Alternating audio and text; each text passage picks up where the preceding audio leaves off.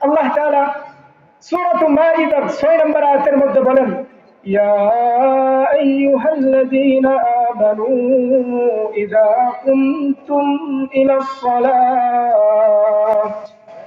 আল্লাহ তাআলা বলেন, হে মুমিনেরা, যখন তোমরা নামাজে দাঁড়ানো ইচ্ছা করবে, ফাগসিলু বুজুহাকুম, তখন তোমরা তোমাদের চেহারাগুলোকে ধৌত করে নেবে, ওয়া আইদিয়াকুম ইলাল মারাফিক, এবং তোমাদের দুই হাত কনুই পর্যন্ত ধৌত করে নেবে, ওয়ামসাহু বিরুসিকুম, তোমরা তোমাদের মাথাগুলো মাসাহ করে করে নেবে, ওয়া আরজুলাকুম ইলাল কাবাইন, এবং তোমরা তোমাদের পায়ের টাকনু সহ ধৌত করে নেবে। প্রিয় মুহতারাম হাজিরিন, ওযুর মধ্যে যে 4টা ফরজ আছে, এই আয়াতের মধ্যে ওযুর 4টা ফরজের কথা এসে গেছে। কোন ব্যক্তি যদি নামাজের ইচ্ছা করে, তার সর্বপ্রথম কাজ হলো তার শরীর পবিত্র করা।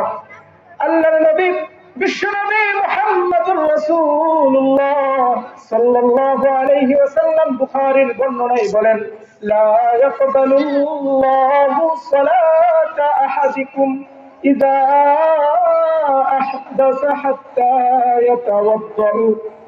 কোন ব্যক্তি যখন নামাজের মধ্যে দাঁড়ায়, তার যখন ওযু না থাকে, ওযু করার আগ পর্যন্ত আল্লাহ তাআলা তার নামাজগুলোকে কবুল করে না। তার মানে স্পষ্ট হয়ে গেল, নামাজের জন্য সর্বপ্রথম শর্ত হলো শরীর পবিত্র করা। 1 নম্বর কি? শরীর পবিত্র করা। 2 নম্বর হলো আল্লাহ রাব্বুল আলামিন সূরা মুদাসসিরের 4 নম্বর আয়াতের মধ্যে বলেন, ওয়াসিয়াতাকা ফাতাহহির, হে নবী, আপনি আপনার পোশাককে পবিত্র করে নিন। এই জন্য 2 নম্বর হলো আমাদের শরীরের মধ্যে যে পোশাক আছে তা পবিত্র করে নেওয়া। একটা হাদিস থেকে স্পষ্ট হয়ে যাবে, সবাই আজমতের সাথে শুনবেন হাদিসটা। সহিহ বুখারীর 227 নম্বর হাদিসের মধ্যে আল্লাহর নবী বলেন, একজন মহিলা আল্লাহর নবীর কাছে গেলেন, গিয়া বললেন, জাআত ইমরাতুন নবী সাল্লাল্লাহু আলাইহি ওয়াসাল্লাম, রাআইতু ইহদানা তাহিদু বিসসাউব। একজন মহিলা আল্লাহর নবীর কাছে গেলেন, গিয়া বললেন, ইয়া রাসূলুল্লাহ, মহিলাদের একটা অসুস্থ আছে যার নাম হলো হায়েজ। তো এই অসুস্থ যখন হয় মহিলাদের, তখন তাদের লজ্জাস্থান থেকে একটা রক্ত বাহির হয়। তো এই রক্ত যখন কাপড়ের মধ্যে ভরে যায়, আল্লাহর নবীর কাছে প্রশ্ন জানতে গেলেন যে, ইয়া রাসূলুল্লাহ, যখন মহিলাদের এই অসুস্থ হয়, অসুস্থ হয়ে যাওয়ার পরে তাদের কাপড়ের মধ্যে রক্ত লেগে যায়, ওই রক্ত পরিষ্কার করার নিয়ম কি?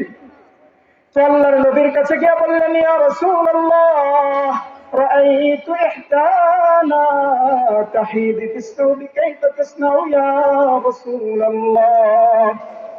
একজন মহিলা গিয়ে প্রশ্ন করলেন, ইয়া রাসূলুল্লাহ, মহিলাদের অসুস্থের সময় যে রক্ত বাহির হয়ে যায়, ওই রক্ত বাহির হয়ে যাওয়ার পরে শরীরের মধ্যে ভরার পরে ওই রক্ত থেকে পবিত্র হব কি করে? আল্লাহর নবী বললেন, তাহুত্তুহু, তা তোমরা ঘষে ফেলবে, ওয়া তানদাহুহু ফিল মা, আর যে জায়গার মধ্যে নাপাকিটা পড়ে গেছে পানি দ্বারা ভালো করে ধৌত করবে। ধৌত করার পরে ওই কাপড় পরে ফাতুসাল্লি ফি, ওই কাপড় পরে তুমি নামাজ আদায় করবে। এর থেকে স্পষ্ট হয়ে গেল, যখন মানুষ নামাজের ইচ্ছা করে, সর্বপ্রথম তার শরীর পবিত্র করতে হবে, 2 নাম্বার হলো কাপড় পবিত্র করতে হবে, 3 নাম্বার হলো নামাজের। আর এখানে একটা বিশেষ কথা রয়ে গেছে, অনেক মানুষ আছে, আমরা মুসলমান কিন্তু পবিত্র অবস্থায় থাকতে চাই না। আল্লাহর নবী বলেন, মাল্লান নবী সাল্লাল্লাহু আলাইহি ওয়াসাল্লাম বিকবরাইনি জাদীদাইন, আল্লাহর নবী বলেন, আমি 2টা নতুন কবরের পাশ দিয়ে অতিক্রম করলাম, ইন্নাহুমা লা ইউআযাবান, তখন আমি নবী দেখি 2টা কবরের মধ্যে আযাব চলতেছে। ওমা ইউআযাবানি ফি কাবীর, কিন্তু এই যে আযাব চলতেছে এটা কোনো বড় গুনাহের কারণে চলতেছে না। আল্লাহর নবী কবরের পাশ দিয়ে গেলেন, যাওয়ার পরে দেখেন কবরের মধ্যে আযাব চলতেছে, কিন্তু এটা বড় গুনাহের কারণে না।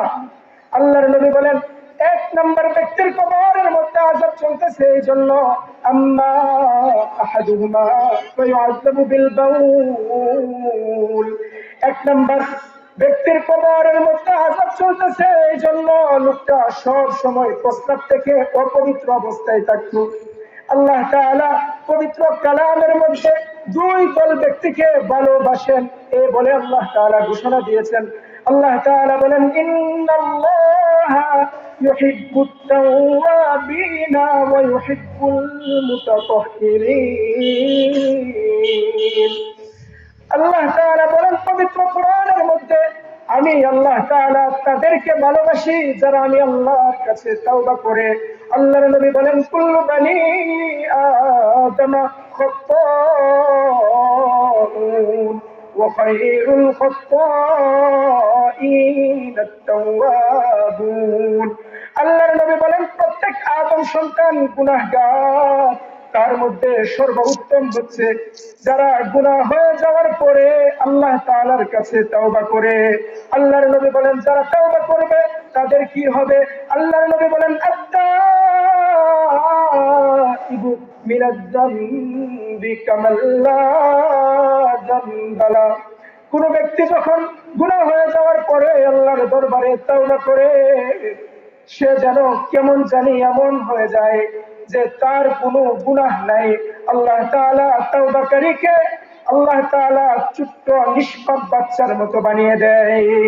এই জন্য প্রিয় ভাইরা, এখানে আমরা কথা বলেছি দুইটা নিয়ে, এক নম্বর হচ্ছে পবিত্র থাকতে হবে, দ্বিতীয় নম্বর তাওবা। আল্লাহ তাআলা এই কথার উপর সকলকে আমল করার তৌফিক দান করুন। ওয়া মা আলাইনা ইল্লাল বালাগ। আসসালামু আলাইকুম ওয়া রাহমাতুল্লাহি ওয়া বারাকাতুহু।